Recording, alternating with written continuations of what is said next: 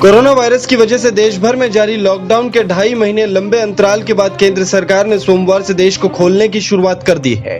हालांकि इसके साथ सरकार ने कुछ शर्तें भी रखी हैं। ऐसे में इन गाइडलाइंस के मुताबिक ही शॉपिंग मॉल, धार्मिक स्थल, दफ्तर और रेस्टोरेंट खोले जाएंगे।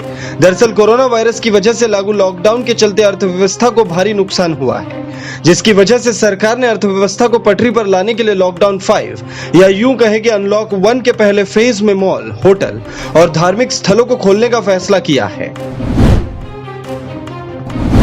कोरोना लॉकडाउन के बीच बीजेपी ने आज बिहार में वर्चुअल रैली की। केंद्रीय गृह मंत्री और बीजेपी के पूर्व अध्यक्ष अमित शाह ने अपनी पार्टी के लिए बिहार में पहली वर्चुअल रैली बिहार जनसंवाद को संबोधित किया।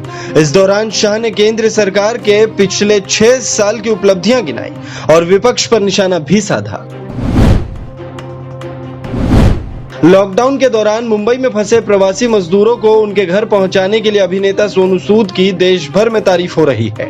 वहीं शिवसेना ने अभिनेता के इस कदम को राजनीति से प्रेरित बताया। शिवसेना नेता संजय राउत ने कहा कि सोनू सूद बेहतरीन अभिनेता हैं। फिल्मों के लिए एक अलग निर्देशक होता है। उन्होंने जो काम किया है वो अच्छा है, लेकिन इस बात की संभावना है कि उनके पीछे एक राजनीतिक निर्देशक हो।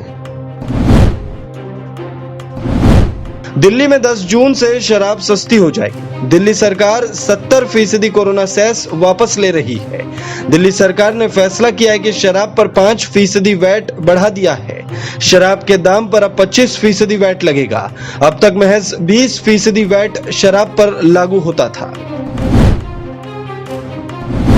मानव संसाधन विकास मंत्री रमेश पोखरियाल निशंक ने ऐलान किया है कि देश भर में स्कूल और कॉलेज अगस्त के बाद ही खुल पाएंगे। उन्होंने कहा कि 15 अगस्त 2020 के बाद शैक्षणिक संस्थान खोले जाएं। डॉक्टर रमेश पोखरियाल ने एक इंटरव्यू में ये बात कही है।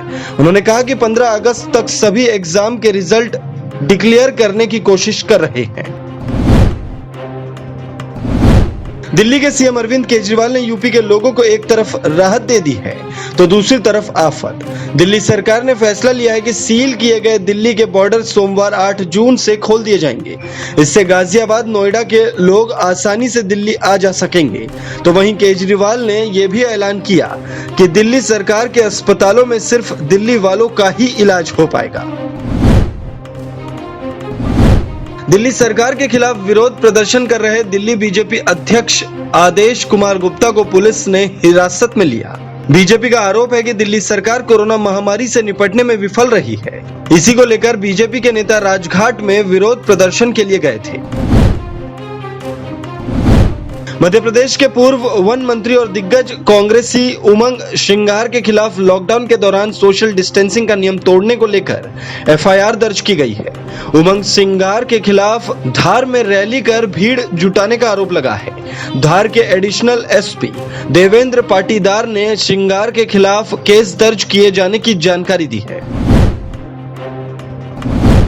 यूपी सरकार ने राज्य में 69,000 बेसिक सहायक शिक्षकों की भर्ती पर रोक लगाने के सिंगल बेंच के फैसले को चुनौती दी है। इस खास अपील पर 9 जून को सुनवाई होगी। न्यायमूर्ति पंकज जायसवाल और न्यायमूर्ति दिनेश कुमार सिंह की डिविजनल बेंच इस पर सुनवाई करेगी। राज्य के परीक्षा विनियामक प्राधिकरण की ओर से यह याचिका दायर की गई है।